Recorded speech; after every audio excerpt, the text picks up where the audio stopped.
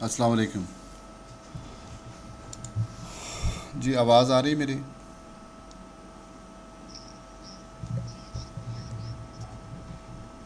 जी आवाज़ आ रही?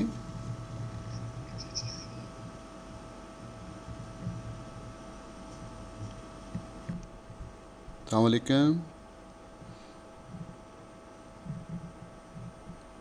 आवाज़ आ रही है मेरी?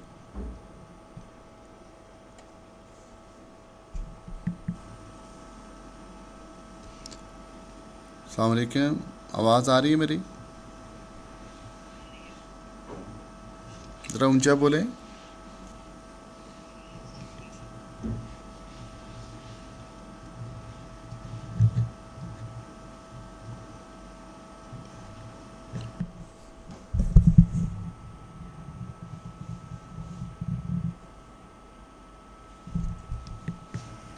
अस्सलाम वालेकुम। आवाज़ आ रही है मेरी?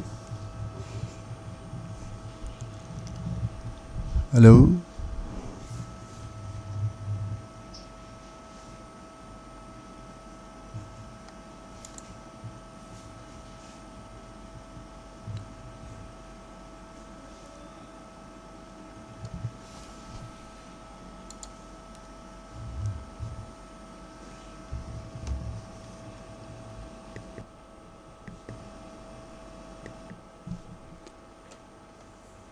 चलें जी, ये हम शुरू करते हैं।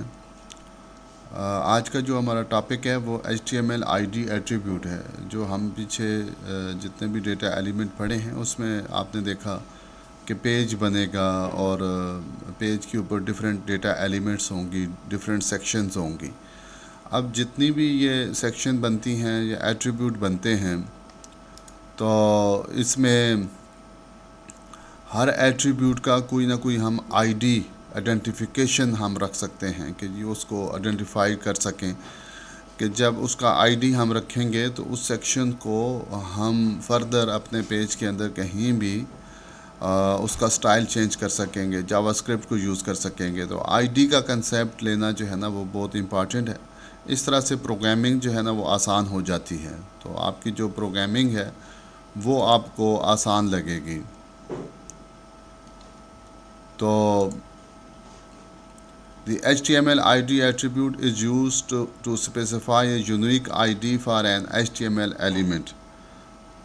HTML ID एट्रीब्यूट को इस्तेमाल किया जाएगा कि जिसमें आप स्पेसिफाई करेंगे एक unique ID for an HTML element. आपको पता है कि जितने भी हमने पीछे पढ़े हैं डेटा एलिमेंट पढ़े हैं, तो हर एलिमेंट को जब हम इस्तेमाल करेंगे पेज के अंदर तो उसकी यूनिफिकेशन के लिए एक आईडी हम रखेंगे। You can not have more than one element with the same ID. तो किसी सेम आईडी के लिए आप एक सेम आईडी के लिए सेम एलिमेंट के वन एलिमेंट के लिए सेम आईडी जो है ना आप यूज़ नहीं कर सकते कि एक एलिमेंट है उसका उसका एक ही आईडी होगा, क्योंकि उसकी आइडेंटिफिकेशन एक ही होगी। ये ऐसे ही है कि जैसे कि आपका मोहल्ला है और मोहल्ले में आप मुख्तलिफ़ घर हैं, तो घर तो बन चुके हैं, उनकी गली भी है, हाउस नंबर घर भी हैं, मगर जो है ना उनको हमने आइडेंटिफिकेशन देनी है कि हाउस नंबर क्या है, गली नंबर क्या है, तो वो यूनिक हो जाएगा ना। तो इस तरह से जो हम पेज बना रहे हैं तो उस पेज में जितनी भी हम सेक्शन बनाएंगे डेटा एलिमेंट से, तो हमें कम से कम जो है ना उसको यूनिक करना है कि बाद में हम उसको एक्सेस कर सकें। तो इसका ये मतलब हुआ using the ID attribute. The ID attribute specify a unique ID for an HTML element. अब किसी भी HTML एलिमेंट का यूनिक आईडी कैसे रखा जाएगा, तो कहते हैं कि वो आपके पास एक एट्रीब्यूट है आईडी, आईडी ये एट्रीब्यूट है, इससे आप रखेंगे। The value of the ID attribute must have unique within the HTML element. तो ये जो वैल्यू होगी आईडी एट्रीब्यूट की वो लाजमी जो है ना वो यूनिक होनी चाहिए आपके HTML कोड के अंदर। The ID attribute is used to point to a specific style declaration in a style sheet. अब इसका पर्पस क्या होगा, आईडी क्यों हम रख रहे हैं? तो जब आप आईडी रख लेंगे तो सिर्फ आईडी के यूज़ से हम पॉइंट कर लेंगे स्पेसिफिक स्टाइल को, स्टाइल की डिक्लेरेशन कर लेंगे स्टाइल शीट के अंदर। और it is also use by JavaScript. तो आगे हम जावास्क्रिप्ट पढ़ेंगे, तो जावास्क्रिप्ट में डिफरेंट डेटा एलिमेंट्स को, सेक्शन को कॉल किया जाता है, उसके स्टाइल को चेंज किया जाता है। तो जावास्क्रिप्ट भी आईडी को यूज़ करेगा to access and manipulate the element with the specific ID. तो जावास्क्रिप्ट जो है वो यूज़ करते हुए हम जो है किसी भी डेटा एलिमेंट को एक्सेस कर सकेंगे और उसके स्टाइल को हम चेंज कर सकेंगे। The syntax for ID is, syntax क्या है उस आईडी का? राइट हैश करैक्टर, कि उसको आपने ये जो नंबर साइन या ये हैश करैक्टर जो है ना, ये पहले आपने लिखना है, follow by an ID name, और उसके बाद जो है ना आप आईडी नेम देंगे। आईडी नेम अपनी मर्ज़ी का आप दे सकते हैं। Then define the CSS properties within the curly brackets, और उसके बाद जो है आप CSS प्रॉपर्टीज़ को यूज़ करेंगे करली ब्रैकेट्स के अंदर। In the following example we have an H1 element. अब एक मिसाल देने जा रहे हैं कि इसमें एक आपका जो है वो H1 एलिमेंट है, that's points to the ID name. तो वो पॉइंट्स करता है आईडी नेम को, जैसे माई हेडर, तो एक हमने आईडी नेम रखना है my header. H1 element will be style according to the my header hash my header style definition in the head section. तो हेड सेक्शन के अंदर जो हमने उसको स्टाइल दिया होगा उसके मुताबिक H1 जो है वो स्टाइल हो जाएगा। तो अब इसमें देखें, अगर आप यहाँ पर तो ये देखें, हमने एक आईडी बनाया माई हेडर। तो कैसे लिखा आईडी बनाने में? हमने हैश लिखी और हैश के बाद माई हेडर। ये नाम जो है ना आप कुछ भी रख सकते हैं, नाम रखें। और करली ब्रैकेट्स के अंदर देखें हमने स्टाइल दिया, background dash colour light blue, colour black दिया, पैडिंग जो है ना 40 पिक्सल दी और टेक्स्ट अलाइन किया। तो इस तरह से ये हमने एक स्टाइल हमने रख दिया है, और उसको इन फाइल स्टाइल है, इसको हमने ये देखें स्टाइल के अंदर सेव क्लोज़ कर दिया। अब सिंपल हमने H1 लिखा और उसके बाद आईडी लिखा। आईडी के बाद जो है ना इक्वल साइन और कोटेशन मार्क के अंदर हमने विदाउट हैश जो है ना माई हेडर लिख दिया और कोटेशन मार्क को हमने क्लोज़ कर दिया है। तो माई हेडर। तो अब देखें इसका रिज़ल्ट क्या आएगा। हाँ, ये देखें, अब ये जो माई हेडर है इसने सारी चीज़ें यहाँ से उठाई। समझ आ गई बात? सारी चीज़ें जो है ना ऊपर से इसने उठाई हैं। तो माई हेडर ने, तो यहाँ बैकग्राउंड इधर देने की ज़रूरत नहीं है, नीचे ये सारी चीज़ें वहाँ से उठा रहा है और ये चेंज कर दिया। अगर इसको मैं जो है वो चेंज करता हूँ, यहाँ पे चेंज करता हूँ,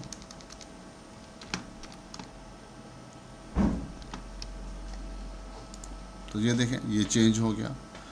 तो ये इसका फ़ायदा हो गया कि आपने एक आईडी बनाई है और एक आईडी जो है आपने बनाकर H1 को आपने असाइन कर दी है।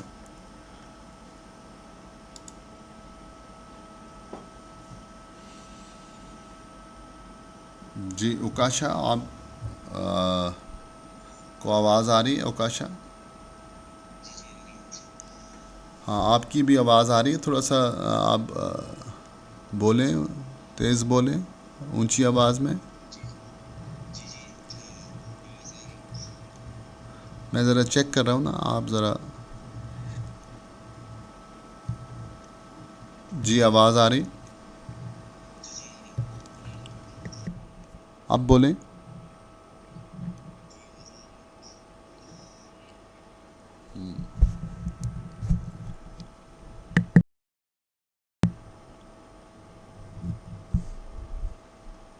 मेरी आवाज़ ठीक आ रही?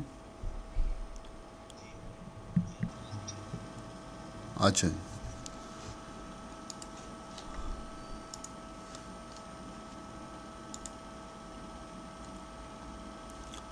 The ID name is case sensitive. तो आईडी नेम जो होगा इसके बारे में कह रहे हैं ये केस सेंसिटिव है कि आपने ये ख्याल रखना है कि जो नाम आपने अगर कैपिटल लेटर में रखा है तो वही यूज़ करेंगे, स्मॉल में रखा है तो वो यूज़ करेंगे।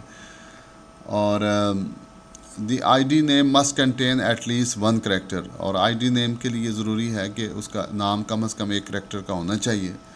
Can not start with A number and must not contain white spaces. Number से उसका को स्टार्ट ना करें और उसके दरमियान में कुछ स्पेसेस भी ना हों कि आप स्पेस भी ना दें, टैब्स भी ना दें।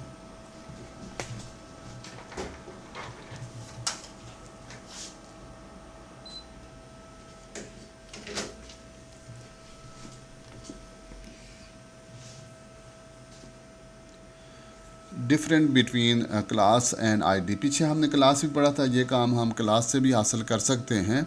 तो कहते हैं कि इस दोनों में फ़र्क क्या है, क्लास और आईडी में क्या फ़र्क है। The class name can be use by multiple HTML elements. Class name जो है ना वो मल्टीपल HTML एलिमेंट्स के लिए इस्तेमाल होता है। आपने देखा था कि क्लास जब हम बनाते हैं तो वो हम H1 के साथ भी यूज़ कर सकते हैं, P के साथ भी यूज़ करते रहते हैं। While an ID name must only be use by one HTML element within the page. तो जो ID होगा एक तो वो विद इन द पेज आप उसको इस्तेमाल वो एक एलिमेंट के साथ इस्तेमाल करेंगे, मगर दूसरा ये है कि विद इन द पेज आप इस्तेमाल करेंगे। For example with in the page एक H1 के साथ उसको इस्तेमाल कर लिया है ID को, तो वो उसी के साथ रहेगा। आप दूसरे H1 के साथ आप इस्तेमाल नहीं कर सकते। हाँ कि H1 को तो मल्टीपल टाइम यूज़ कर सकते हैं, मगर ID को एक ही साथ यूज़ करेंगे। तो ये जो है ना फ़र्क है, क्योंकि इसमें यूनिकनेस चाहिए। और अब यहाँ पर style the element within the ID number, यहाँ पर देखें माई हेडर में एक ID बनाया और ये चीज़ें इसको दे दी। और डार्ट सिटी जो है ना ये क्लास बनाई। आपने पिछली क्लास में पढ़ा कि डार्ट सिटी जो है ना वो क्लास है। तो क्लास आपने बनाई, सेम बैकग्राउंड कलर उसको दे दिया, कलर दे दिया, पैडिंग दे दी। अब देखें यहाँ पर नीचे H1 के साथ an element with in a unique ID, तो ID को यूज़ किया, माई हेडर इस्तेमाल किया, माई ये हो गया। और इसके बाद जो है ना आपने H2 के साथ जो है ना क्लास यहाँ पे सिटी क्लास को इस्तेमाल किया, सिटी लंदन दे दिया। देखें अब दोबारा H2 के साथ हमने सिटी पेरिस के साथ इस्तेमाल कर लिया, फिर जो है ना H2 को फिर क्लास इस्तेमाल की, सिटी इस्तेमाल किया।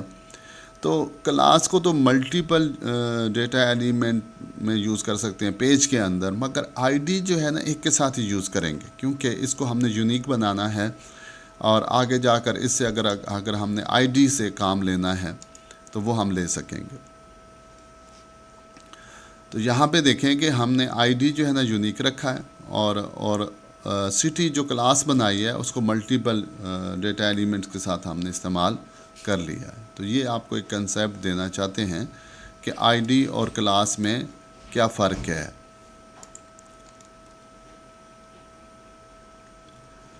HTML bookmarks with ID and links. HTML bookmarks are used to allow readers to jump to specific parts of a web page. आपने देखा होगा कि पेज नेविगेशन के अंदर जो है ना बुक मार्क्स होते हैं, आप उस पर क्लिक करते हैं तो एक स्पेसिफिक रीडर जो होता है उसको जो रीड कर रहा होता है वो जंप करता है, किसी स्पेसिफिक पार्ट्स के ऊपर जंप कर देता है वेब पेज के अंदर। Bookmarks can be useful if your page is very long. आपका पेज अगर लंबा है, वो स्क्रॉल करता है, तो वो उसकी बॉटम पे जाना चाहते हैं, टॉप पे जाना चाहते हैं, या किसी स्पेसिफिक लोकेशन पे जाना चाहते हैं, तो वो काम बुक मार्क से होगा। To use a bookmark you must first create it. तो बुक मार्क को यूज़ करने के लिए पहले आप उसको क्रिएट करेंगे, and then add a link to it, और फिर उसके साथ एक लिंक ऐड करेंगे। Then when the link is clicked, the page will scroll to the location within the bookmark. तो लिंक को जब आप क्लिक करेंगे तो वो पेज उसकी तरफ स्क्रॉल कर जाएगा easily. First create a book mark with the ID attribute. आपने बुक मार्क बनाना है ID एट्रीब्यूट से। यहाँ पे देखें H2 ID हमने C4 चैप्टर 4 बनाया। Then add a link to the bookmark, jump to the chapter 4 from within the same page. तो अब जो है ना आपने लिंक बनाना है। तो लिंक बनाने का तरीका तो आपको पता है कि डेटा एलिमेंट ए इस्तेमाल होता है, फिर उसमें एट्रीब्यूट है href एट्रीब्यूट है। अब इसके बाद पाथ देने की ज़रूरत नहीं है, आपने आईडी दे देना है, क्योंकि विद इन पेज ये आईडी आप बना चुके हैं। तो ये C4 के ऊपर जंप कर जाएगा, जंप टू द चैप्टर 4, तो ये चला जाएगा। तो ये देखें, यहाँ पे देखें चैप्टर 1, चैप्टर 2, चैप्टर 3, ये सारे चैप्टर ये लिखे हुए हैं। तो अब आप जो है ना यहाँ जो आपने बनाया है, यहाँ पे H2 में आपने आईडी बनाया है, देखें, और कहीं नहीं बनाया। H2 ये जो चैप्टर 4 का आईडी आपने बनाया है। तो सिंपल बनाने का तरीका है, आईडी बनाया और C4 के साथ आपने इसको बना दिया। अब ये जो आईडी है ये पेज के अंदर यूनिक है। और अब यहाँ पे मैं कहता हूँ शुरू में ही कि एक पैराग्राफ बनाया और उसमें एक हमने हाइपर लिंक दे दिया और आईडी से C4 दे दिया और उसमें जंप टू चैप्टर 4 कह दिया। तो इसको जब आप क्लिक करेंगे तो ये देखें चैप्टर 4 के ऊपर वो आ चुका है, ये चैप्टर 4 पे डायरेक्ट। और चैप्टर 10 पे तो ये देखें चैप्टर 10 के ऊपर जो है ना वो उसने मूव कर दिया। अगर हम ये टॉप पे हैं देखें तो चैप्टर 10 पे करते हैं तो ये बिल्कुल उसने स्क्रॉल करके टॉप पे चैप्टर 10 को ले आया। और इसी तरीके से चैप्टर 4 पे क्लिक करते हैं तो ये चैप्टर 4 को ले आया। तो इस तरह से आप स्क्रॉल कर सकते हैं, नेविगेट कर सकते हैं पेज के अंदर, इजीली आप नेविगेशन कर सकते हैं। तो ये बनाने का तरीका क्या है, आईडी बनाना है जहाँ पे आपने, और ये एट्रीब्यूट कहाँ से आईडी बनेगा, कैसे, आईडी से। ये एट्रीब्यूट आईडी है, ID is equal to C4 दे दिया। अब आप उसको लिंक में यूज़ कर रहे हैं तो इसका फ़ायदा हो गया आपको।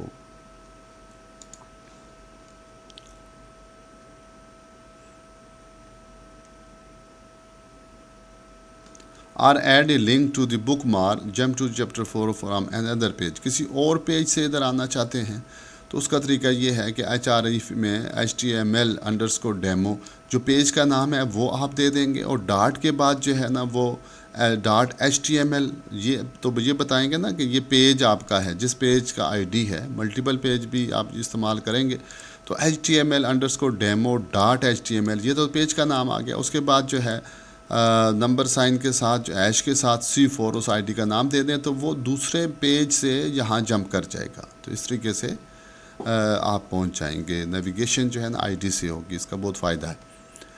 Using the ID attribute in JavaScript, JavaScript में आईडी एट्रीब्यूट को कैसे इस्तेमाल करेंगे। The ID attribute can also be used by JavaScript to perform some task for that specific element.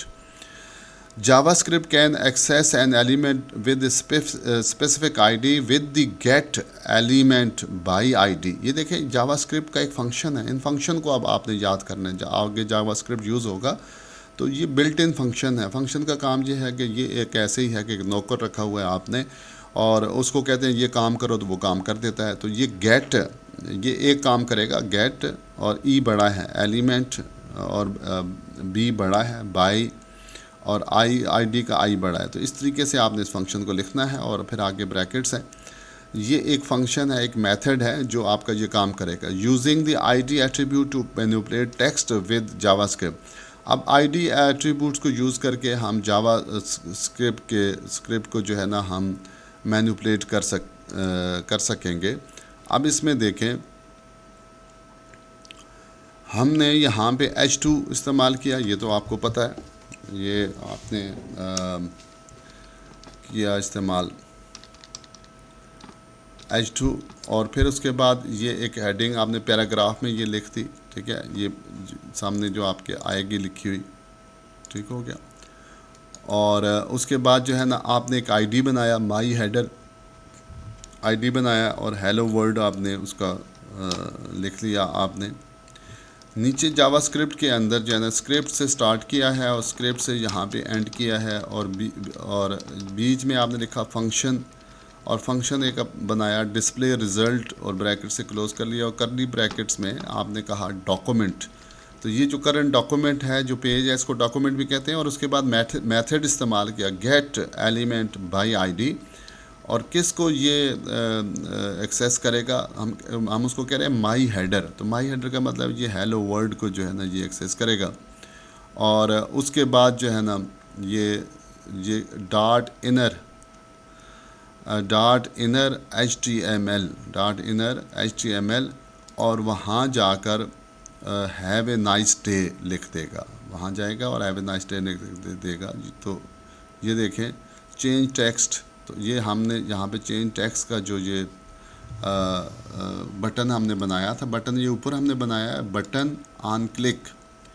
JavaScript को यूज़ करने का तरीका है button on click display result. तो डिस्प्ले रिज़ल्ट से यहाँ पे आएगा ये, और ये हमने कोटेशन मार्क के अंदर जो है ना ये फंक्शन का नाम दे दिया, और उसका टाइटल हमने देखा चेंज टेक्स्ट, हमने टाइटल लिखा हुआ है, ठीक है।